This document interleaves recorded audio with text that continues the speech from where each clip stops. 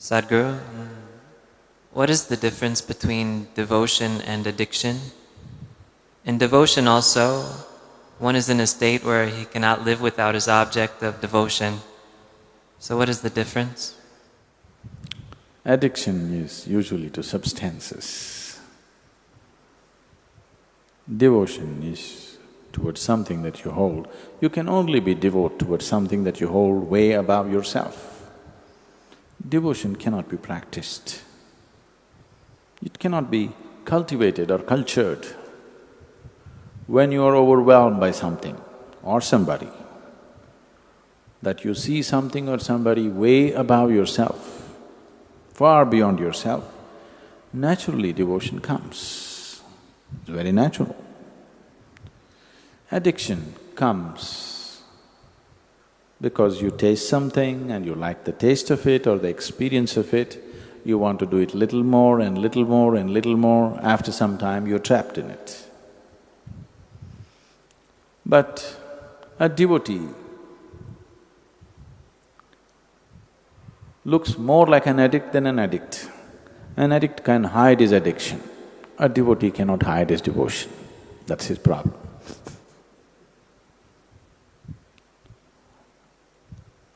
Even a drug addict,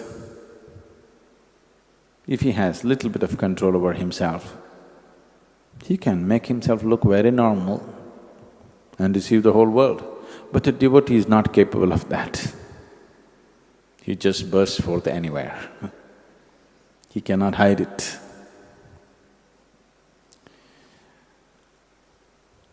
This question of devotion and addiction coming together, they are not two opposites in any way, but they have come together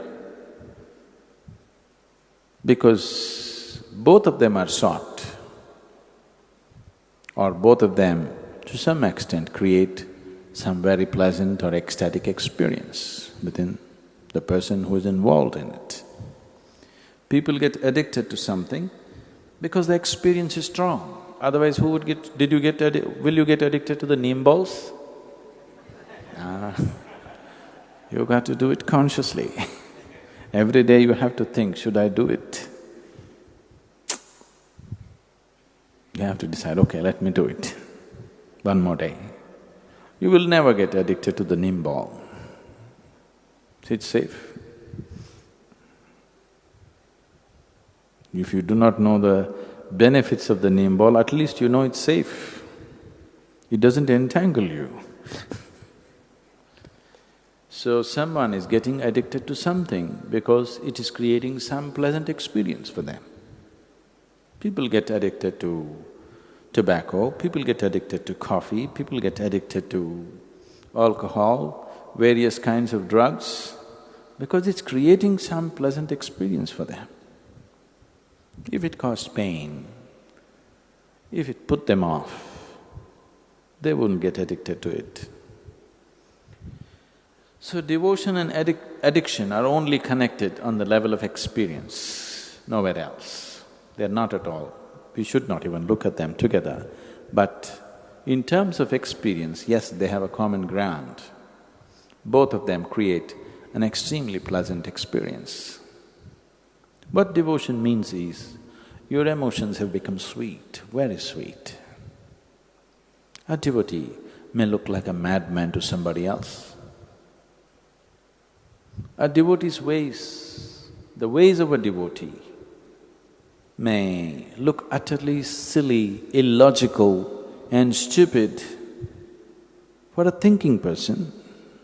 For an intellectual person, the ways of the devotee look utterly foolish. But you tell me, you have this choice in your life.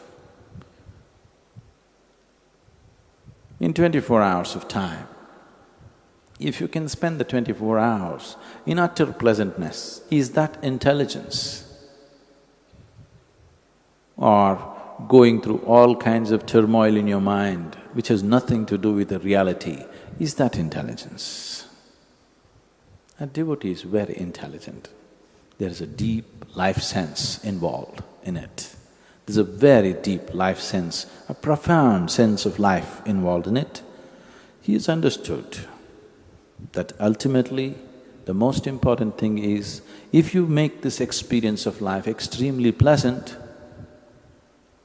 24 hours of the day, all the time, through your life, if you make the experience of you being here totally pleasant, then nothing will entangle you, everything will release you. He has understood that. It's a very deep sense of intelligence. It may not be logical, it may look silly for an intellectual person, but there is a very deep sense of intelligence involved. And obviously, this is a historical fact. More devotees have attained to the ultimate than any other way. Devotion has always been the quickest and most successful way. But only problem is, they may look like nuts to the rest of the society. If you don't mind looking like a nut, or if you've realized you're one, whichever way, then there is no problem being a devotee. Devotees are fools who are not even thinking about their well-being. But they don't have to think about it because they found their well-being. Only those who have not found it have to constantly think about well-being, isn't it? A devotee is well.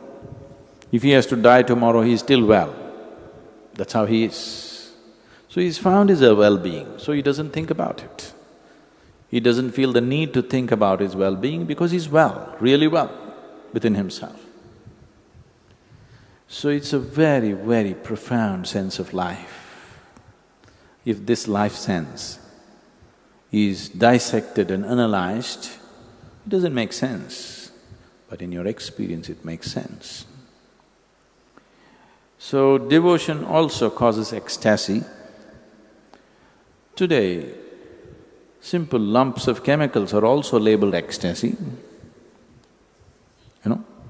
Tablets are called ecstasy. If there was a tablet, if you popped it, for the rest of your life you are going to be ecstatic, I'm not against it. I'm okay with it. What's the problem? I'm perfectly fine with a drug. If there was a drug that you can take it, for the rest of your life you're ecstatic, what is the problem? Let's take it. But the problem is, it just gets you on a high for some time and then dumps you in such a bad way. And in the process of doing this, it just ruins you completely. That's the problem.